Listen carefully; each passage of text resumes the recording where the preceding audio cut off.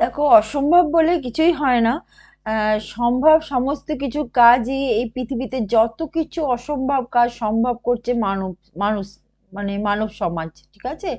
এবং ভেবে দেখো, আমরা যদি এটা দেখি যে জীব জন্তু যত আছে পৃথিবীতে তাদেরকেও বশে আনছে কিন্তু মানুষ। এবং প্রাকৃতিক শক্তির ওপরেও কিন্তু করায়ত্ত করছে মানুষ, প্রযুক্তির উন্নতি ঘটাচ্ছে মানুষ, ঠিক আছে। তাহলে মানুষেরই জয়যাত্রা অব্যাহত রয়েছে প্রাগৈতিহাসিক যুগ থেকে শুরু করে বর্তমান দিন পর্যন্ত। তাহলে মানুষ যদি সমস্ত অসম্ভবকে সম্ভব করতে পারে, তুমি কেন পারবে না? এটাই হচ্ছে মূল বিষয়। এবং প্রতিদিন সকালবেলা এবং ঘুমোতে যাওয়ার আগে বলবে যে যা হয়ে গেছে অতীতে, যা হয়ে গেছে হয়ে গেছে, তা নিয়ে তো আর কিছু করার নেই। অতীত নিয়ে মানুষ কিছু করতেও পারে না, ঠিক আছে। আহ সুতরাং অতীত নিয়ে ভেবে লাভ নেই। অতীতের ব্যর্থতাই হোক আর সফলতার আনন্দই হোক, সে কিছু মনে করার দরকার নেই। শুধু মনে করবে যে বর্তমান দিনে যে দিনগুলো আসছে সেই দিনগুলোতে যে তুমি সফল হবে, ঠিক আছে। এবং যা কিছু তোমার কাজ আছে, যেটা হচ্ছে স্টুডেন্ট, পড়াশোনা করা এবং সবচেয়ে ভালো নাম্বারটা গেইন করা, সেটা তোমার দ্বারাই সম্ভব, ঠিক আছে। তুমি পারবে, ঠিক আছে। নিজেকে এটা বোঝাবে যে আমিই পারবো। তাহলে পারিব না এই কথাটি বলিও না আর, কেন পারিবে না তা দেখো একবার। পাঁচজনে পারে যা, তুমিও পারিবে তা, ঠিক আছে। একবারে না হলে দেখো শতবার। আজকে এই মোটিভেশনের সঙ্গে শুরু করছি ভিডিও। এবং এই ভিডিওতে আমি বলবো যে দেখো, এখানে বলতে হবে সবাই তো সমান আইকিউ নিয়ে আসেনি। তাহলে সকলের মেমোরি পাওয়ার সমান নয়, সকলের বুদ্ধিমত্তা সমান নয়, সকলের প্রতিভা সমান নয়। তাই কিছু স্মার্ট ওয়েও আছে, কিছু মানে সহজ স্মার্ট ওয়ে আছে। এবং যেটার মাধ্যমে কিন্তু অল্প পরিশ্রমে, কেউ অনেকে আছে অনেক পরিশ্রম করতে পারে না, ঠিক আছে, অনেক পড়াশোনা করতে পারে না, তা সত্ত্বেও কিন্তু ছোট ছোট এবং সহজ উপায় তারা কিন্তু অল্প পরিশ্রমেও ভালো রেজাল্ট করতে পারে, ঠিক আছে। পদ্ধতিগত ঠিকঠাক থাকলে, পদ্ধতি যদি ঠিকঠাক থাকে, পরিশ্রমের তো কোনো বিকল্প হয় না, ঠিক আছে। কিন্তু যদি আমি পদ্ধতি ঠিক না রাখি, যদি পদ্ধতিগতভাবে ভুল হয়, তাহলে কিন্তু পরিশ্রম করেও কিন্তু ভালো রেজাল্ট হবে না। সেক্ষেত্রে ঠিক ঠিক পদ্ধতি ব্যবহার করতে হবে। যেমন দেখো, আজকে দশম শ্রেণীর ভিডিওতে বলছি, দশম শ্রেণীর ভূগোল সম্পর্কে বলছি। দশম শ্রেণীর ভূগোলে যে ভারতের ভূপ্রাকৃতিক বিভাগটি রয়েছে, সেটি আত্মস্থ করা অনেক কঠিন হয়ে দাঁড়ায়, ঠিক আছে, যেহেতু অনেকটা বড় আছে।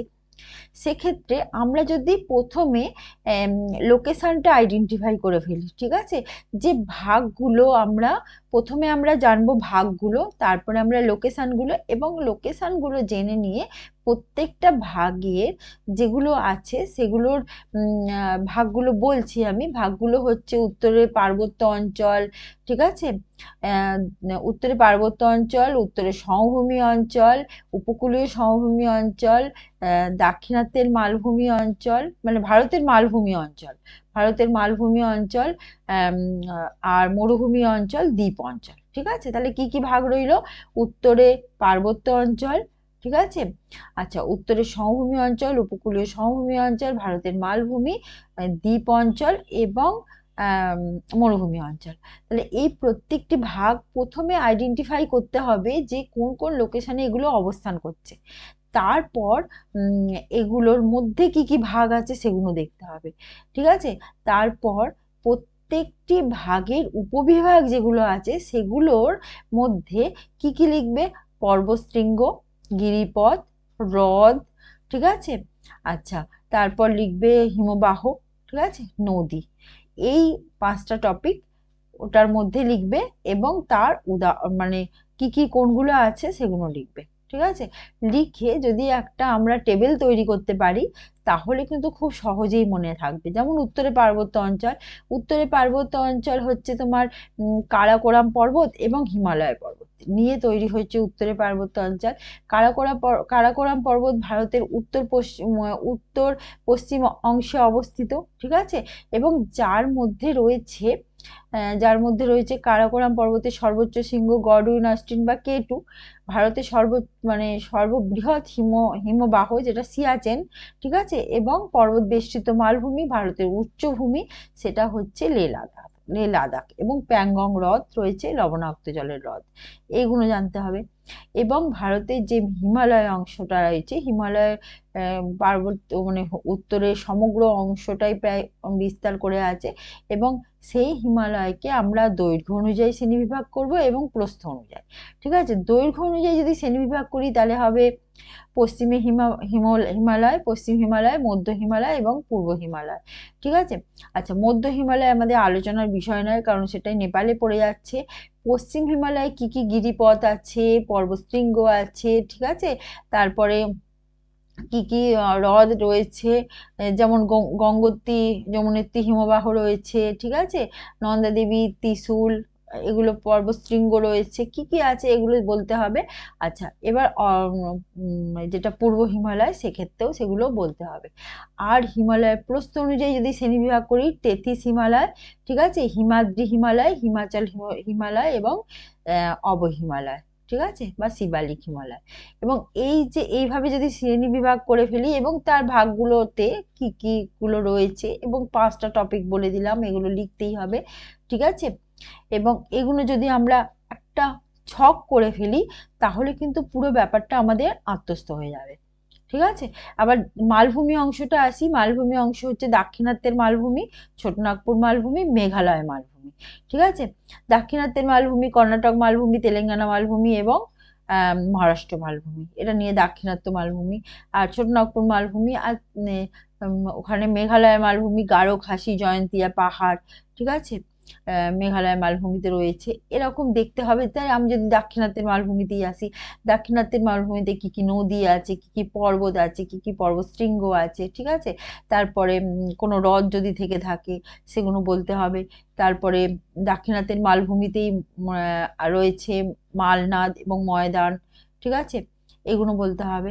এরকম করে মনে রাখতে হবে, ঠিক আছে। একটা ছক যদি করে নেওয়া হয়, টেবিল যদি করে নেওয়া হয়, যেমন যদি উপকূলীয় সমভূমি আসি, উপকূলীয় সমভূমি কি, পশ্চিম উপকূলীয় সমভূমি এবং পূর্ব উপকূলীয় সমভূমি।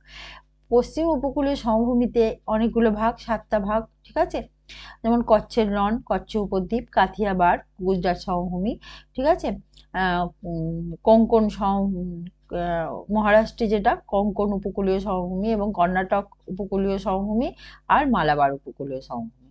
এই 7টে ভাগ, এই ভাগ 7টি মনে রাখতে হবে। এবং ভাগ 7টিতে কোনো নদী বইছে কিনা, কোনো কেমন ভূমিভাগ, ঠিক আছে। আমরা জানি যে পশ্চিম উপকূল অপেক্ষা পূর্ব উপকূল, ভারতের পূর্ব উপকূল বেশি চওড়া, পশ্চিম উপকূল ঢালু, ঠিক আছে, এখানে নদীগুলো খরস্রোতা, ঠিক আছে। এরকম বৈশিষ্ট্যগুলো মনে রাখতে হবে এবং কি কি আছে সেগুলো তো মনে রাখতেই হবে।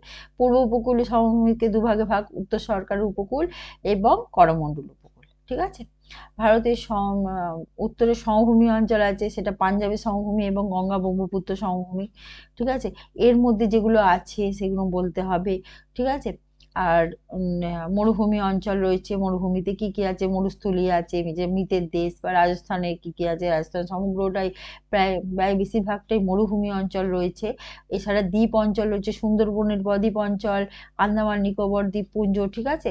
এগুলো আগে তোমাদের লোকেশন আইডেন্টিফাই করতে হবে, ম্যাপ দেখে একটা পড়ে নিতে হবে যে কোথায় কি কি আছে, এবং তারপর এর মধ্যে 5টা টপিক ইনক্লুড করতেই হবে উইথ বৈশিষ্ট্য, ঠিক আছে। যেমন উত্তরে যে পার্বত্য মানে উত্তরে পার্বত্য অঞ্চল রয়েছে সেখানকার বৈশিষ্ট্য কি, ঠিক আছে, বা মালভূমি অঞ্চলের বৈশিষ্ট্য কি, সমভূমি অঞ্চলের বৈশিষ্ট্য ও প্রভাব, অবশ্যই প্রভাব, ঠিক আছে। এগুলো কিছু কমন সেন্স অ্যাপ্লাই করলে হয়ে যায়, ঠিক আছে। যেমন সমভূমি অঞ্চল মানুষের জীবনযাত্রার পক্ষে উপযুক্ত, ঠিক আছে, চাষবাস খুব ভালো হয়, এই রকম আর কি। খুব সোজা, কিছু কিছু কমন সেন্স অ্যাপ্লাই করতে হবে এবং পুরনো প্রিভিয়াস মানে পড়ে আসা জিনিস থেকেও লেখা যায়। আজকে এই পর্যন্ত, বাই।